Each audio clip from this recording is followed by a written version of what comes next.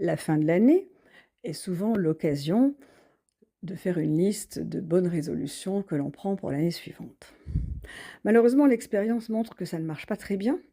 Ces bonnes résolutions dépassent rarement la fin du mois de janvier, de sorte que non seulement c'est inutile, mais c'est même un peu toxique, parce qu'il y a un côté décourageant. On finit par se détester soi-même de voir que l'on est incapable de mettre en place ces bonnes résolutions. Alors moi, en cette fin d'année, en ce début de nouvelle année peut-être, je vais vous inviter à faire le mouvement inverse.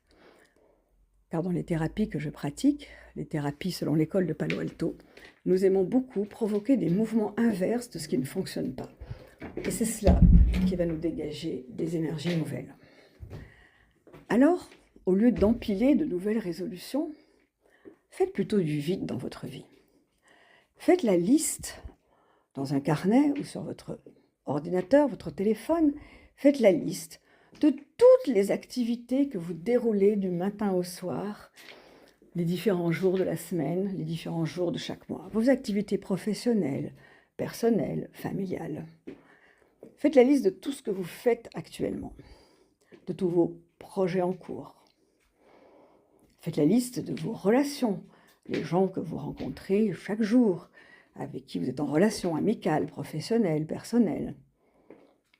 Faites même peut-être la liste de certains objets que vous avez chez vous et qui sont encombrants.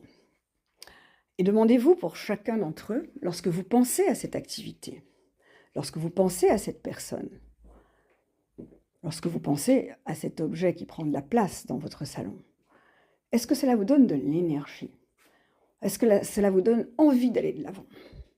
Si ce n'est pas le cas, il est probable que cette activité devrait être dégagée de votre quotidien. Sauf bien sûr, c'est complètement indispensable. Vous n'avez peut-être pas d'énergie pour remplir votre feuille d'impôt, il faut bien le faire quand même. Mais peut-être que vous ressentez de l'énergie à l'idée d'avoir fini votre feuille d'impôt. Et si cette activité ne vous procure aucune énergie mentale, ni à l'idée de la faire, ni même à l'idée de l'avoir terminée, alors il est très certainement temps de faire de l'élagage. Et je voudrais pour cela vous donner une métaphore. Tout ce qui se passe dans la nature se passe aussi chez nous. Lorsque je travaillais dans le Sud-Ouest, où je gérais un centre éducatif et thérapeutique pour enfants notamment atypiques, nous avions sur notre propriété un très grand arbre, un chêne, très vieux, peut-être 1,50 m de diamètre, qui était moribond. La plupart de ses branches étaient dénudées, il n'arrivait plus à produire de feuilles.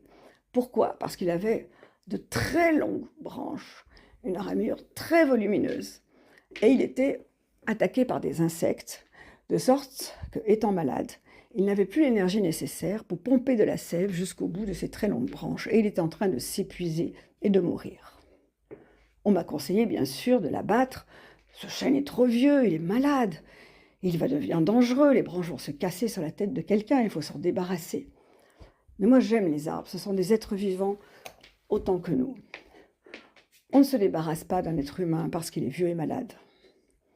On lui donne une chance d'aller mieux. Alors j'ai fait venir un élagueur respectueux des arbres, qui est grimpé avec des cordes dans la ramure et qui a rabattu les branches, c'est-à-dire qu'il les a raccourcies, il a éliminé les parties complètement mortes pour que l'arbre ne s'épuise plus à essayer de les nourrir. Et presque à ma très grande surprise, nous avons vu cet arbre se couvrir de nouveau de petites feuilles, et en 2 à 3 ans, les moignons dénudés que l'élagueur avait laissés étaient de nouveau des branches florissantes, pleines de vie, et cet arbre avait la possibilité de se remettre à croître pour compenser tout ce qu'il avait perdu. Ne négligez pas le pouvoir du vide.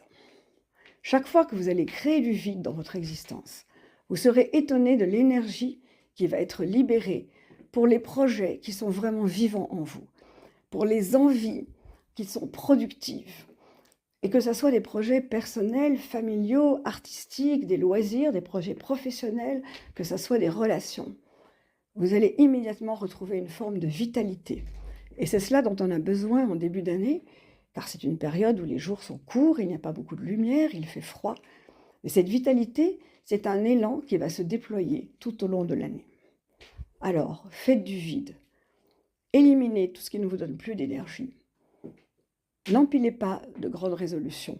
Laissez émerger tout toutes les énergies cachées qui sont en vous.